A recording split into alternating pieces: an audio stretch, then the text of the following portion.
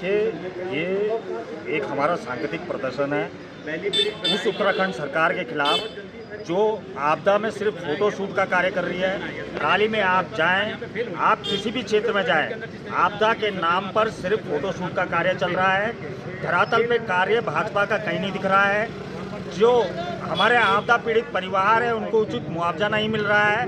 लगातार हमारी कांग्रेस के जो हमारे वरिष्ठ नेता है इसके लिए मुखर है कि आपदा में जो लोग पीड़ित हुए हैं उन्हें उचित मुआवजा दिया जाए।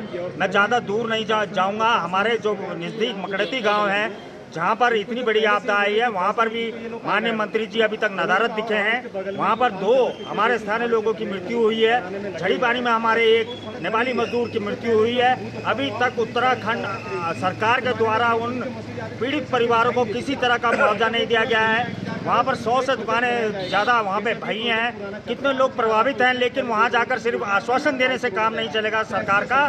सरकार को वहाँ धरातल पर रहकर काम करना होगा। उनको त्वरित सहायता वहाँ पे प्रदान करनी होगी। मैं बात करूँगा मसूरी देहरादून मार्ग की। 52 घंटे हो गए हैं। सरकार का दावा है कि हमने सड़क खोल दी है, लेकिन इतनी असुरक्षित सड़क है इस समय कि जब मैंने खुद वहां पर जाकर दौरा किया है उस वैली ब्रिज तक, तो वो इतनी खतरनाक रोड है इस समय। जिस तरह से उन्होंने ग्लोगी को बनाने में 5 साल पहले ग्लोगी गिरा था, आज 1.5 साल से उसमें काम चल रहा है, वो तो आज तक पूरा नहीं हुआ।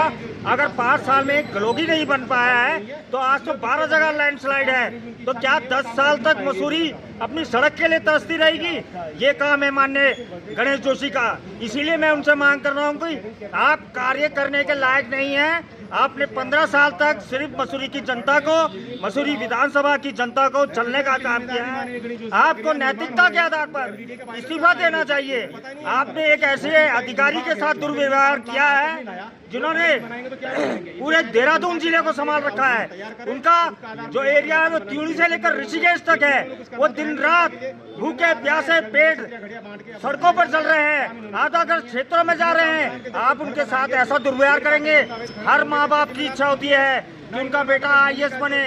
वो दिन रात की मेहनत करता है, पढ़ाई करता है, IAS बनता है। तो क्या इस दिन के लिए IAS बनेंगे हम? हमारा बच्चा है, क्या इस दिन के लिए IAS बनेगा कि एक नेता, एक मंत्री उनके साथ दुर्व्यवहार करेगा? हमारे क्या प्रेरणा मिलेगी हमारे बच्चों को? क्यों बनेंगे वो IAS?